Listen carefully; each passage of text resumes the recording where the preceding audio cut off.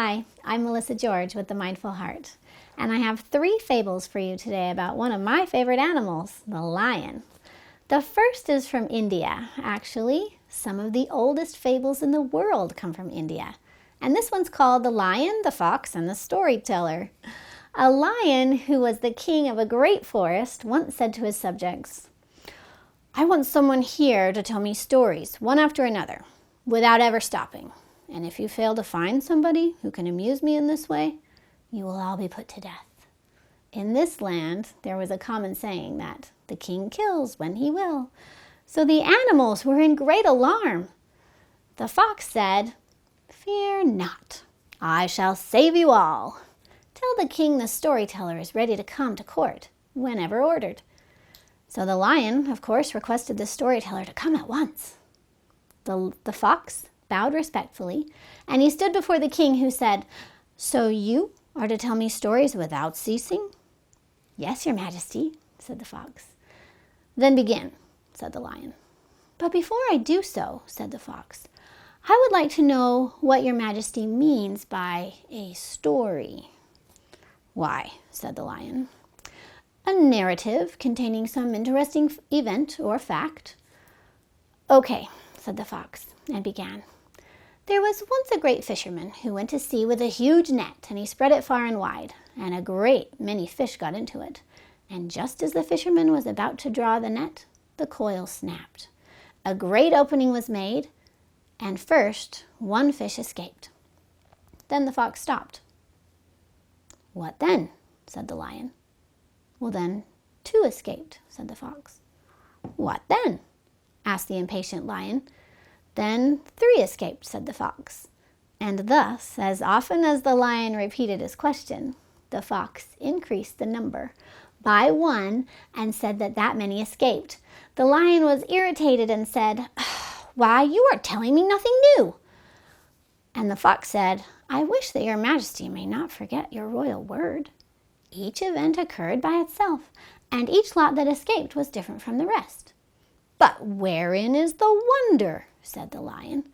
"Why, your majesty, what can be more wonderful than fish escaping in lots, each exceeding the other by 1?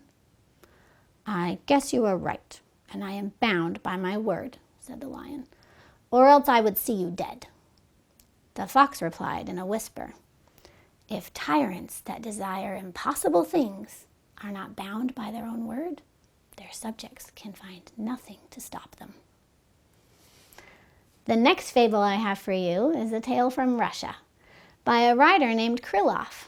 It's called The Education of the Lion.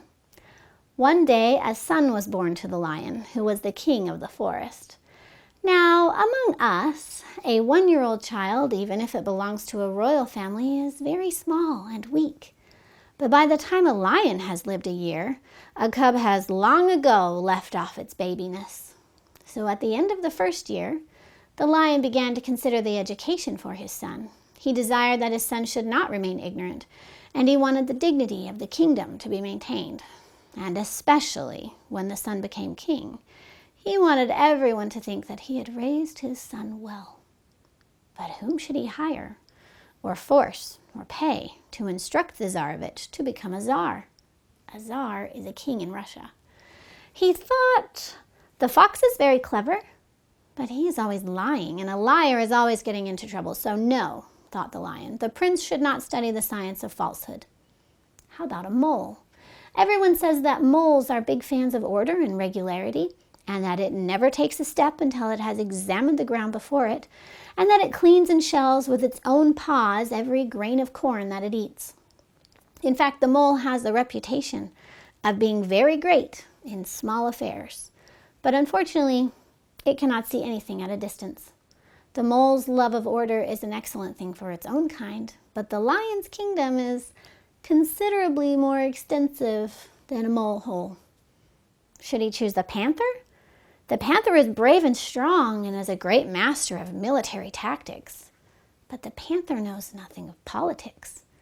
He is a solitary animal, and he does not get along in groups. A king must be a judge and a minister, as well as a warrior. So the panther is good for nothing but fighting. So it too is unfit to educate royal children. To be brief, not a single beast, not even the elephant, who was very esteemed in the forest, seemed wise enough to satisfy the lion. By good fortune, or the opposite, we shall find out which, another king, the king of birds, the eagle, who was an old acquaintance and a friend of the lion, he heard of the monarch's difficulty, and wanting to do his friend a great kindness, offered to educate the young lion himself. The lion felt a great weight removed from his shoulders. What could be better than a king as the tutor for a prince? So they got the lion cub ready. They sent him off to the eagle's court to learn how to govern. And now 2 or 3 years go by, and all this time the king hears nothing but praise of the young lion. And all the birds tell throughout all the forest wonderful stories of his merit. At last the appointed time comes, and the king sends for his son. The prince arrives, and all the people are gathered together, great and small alike. And the king embraces his son before them all, and he says to him, "My beloved son, you are my only heir. I am looking forward to the grave, but you are just entering upon life. Before I make you king, tell me in the presence of all these people what you have been taught and in what manner you propose to make your people happy." "Papa," exclaimed the prince, "I know what no one here knows. I can tell where each bird, from the eagle to the quail, can most readily find water, and where each of them lives, and how many eggs it lays, and I can count up the wants and needs of every bird without missing one. Here is the certificate that my tutor gave me. I am so smart that the birds used to say I could pick the stars out of the sky.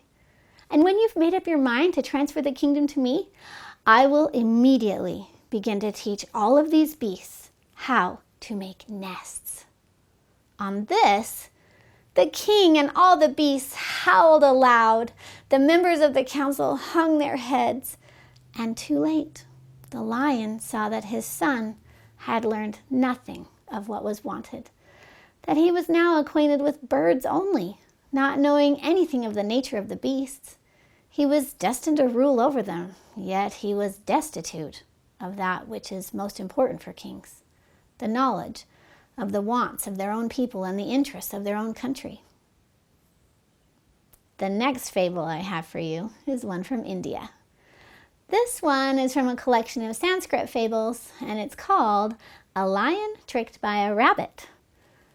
He who has sense has strength, but he with just strength often lacks good judgment. See how a lion, when intoxicated with anger, was overcome by a rabbit. Upon the mountain Mandara, there lived a lion whose name was Durganta, which means hard to go near. He was very exact in complying with the laws for animal sacrifices. One day, all of the different species of animals gathered, and together they pointed out that if the lion kept eating them at the current rate, soon there wouldn't be any animals left. They suggested if it pleased His Highness, they would all take turns and provide him an animal for his daily food. The lion gave his consent accordingly, and thus every beast delivered his assigned meal every day until at last it came to the rabbit's turn. He, not wanting to be eaten by a lion, hatched a plan. He approached the lion slowly, as if fatigued, and the lion by this time began to be very hungry. Seeing the rabbit coming toward him, called out in a great passion, "Why are you so late with my dinner?" "Please, your highness," said the rabbit, "as I was coming along, I was caught by another lion, and I promised him I would come back immediately. But I came here to tell you that I am to be his dinner instead of yours." "Oh, go quickly," said the lion in a rage, "and show me where this vile, wretched lion may be found." And so the rabbit led the lion to the edge of a deep well. "There," said the rabbit, "look down and see him." At the same time, he pointed to the reflected image of the lion in the water, who, swelling up with pride and resentment, leaped into the well to attack his adversary, and just as the rabbit had planned, put an end to his life.